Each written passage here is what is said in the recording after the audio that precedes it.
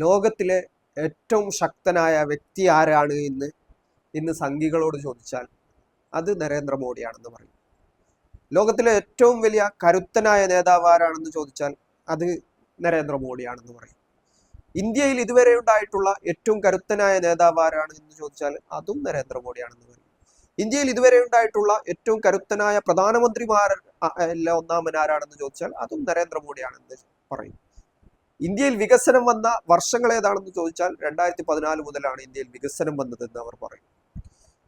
ഇങ്ങനെ ഓരോ ചോദ്യങ്ങൾക്കും ഇന്ത്യയുടെ പ്രധാനമന്ത്രിയായ നരേന്ദ്രമോദിയാണ് ഏറ്റവും പ്രാഗൽഭ്യനെന്നും അദ്ദേഹമാണ് ഏറ്റവും വലിയവനെന്നും അദ്ദേഹമാണ് ഏറ്റവും സാമർഥ്യമുള്ളവനും ഏറ്റവും ബുദ്ധിശാലിയും ഏറ്റവും നേതൃത്വ പാഠവുമുള്ള ആളുമെന്നാണ് സംഘികൾ പറയാറ്.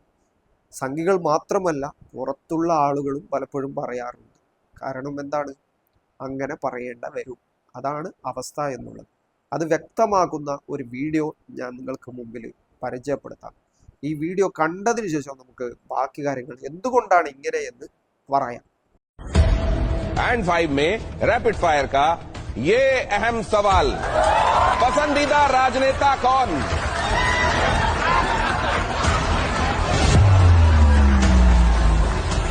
मुझे अभी भी इस देश में रहना है.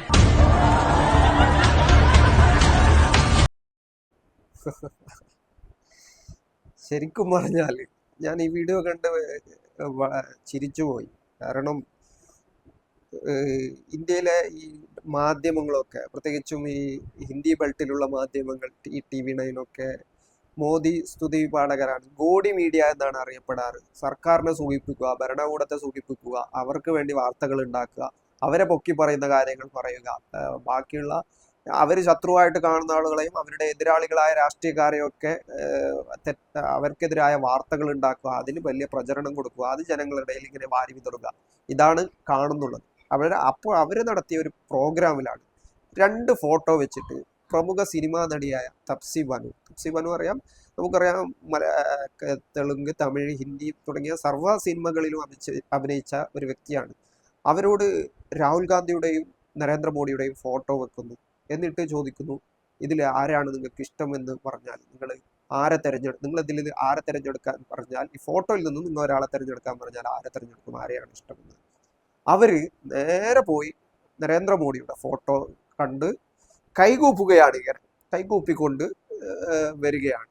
അപ്പോൾ ഈ TV അജണ്ട നടപ്പിലാക്കി അവർക്കൊരു അജണ്ട ഉണ്ടായിരുന്നു.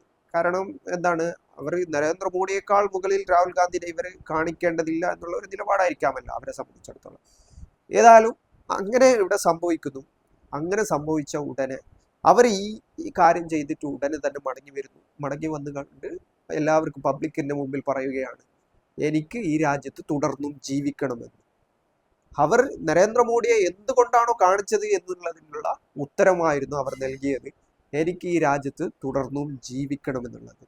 രാഹുൽ ഗാന്ധിയെ എന്തുകൊണ്ട് കാണിക്കാൻ കഴിയില്ല എന്നുള്ളതിനുള്ള ഉത്തരമായിരുന്നു അത്. അഥവാ രാഹുൽ ഗാന്ധിയെ നിങ്ങൾ ചൂണ്ടിക്കാണിച്ചാൽ നിങ്ങൾ ഈ രാജ്യത്ത് ബുദ്ധിമുട്ടും എന്നുള്ള മറുപടിയാണ് അവർ യഥാർത്ഥത്തിൽ നൽകിയത്. അപ്പോൾ അവർ പറഞ്ഞ കാര്യം ഇങ്ങനെയാണ്, എനിക്ക് മോഡിയെയല്ല ഇഷ്ടം, പക്ഷെ ഞാൻ ഇങ്ങനെ പറയാൻ നിർബന്ധിതനാണ് എന്നുള്ളതാണ് ആധുനിക ഇന്ത്യയിലെ അവസ്ഥ എന്നുള്ളത്, ഇന്നത്തെ ഇന്ത്യയിലെ സാഹചര്യം എന്നുള്ളത് അത് വ്യക്തമാക്കുന്ന ഇതായിരുന്നത്.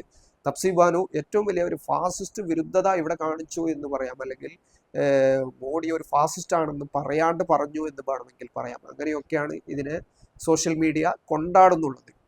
ഏതായാലും 2014 ശേഷമുള്ള ഇന്ത്യയെ കുറിച്ച് നമ്മൾ പരിശോധിക്കുമ്പോൾ 2014 ശേഷമുള്ള ഇന്ത്യ ഇങ്ങനെയാണ്.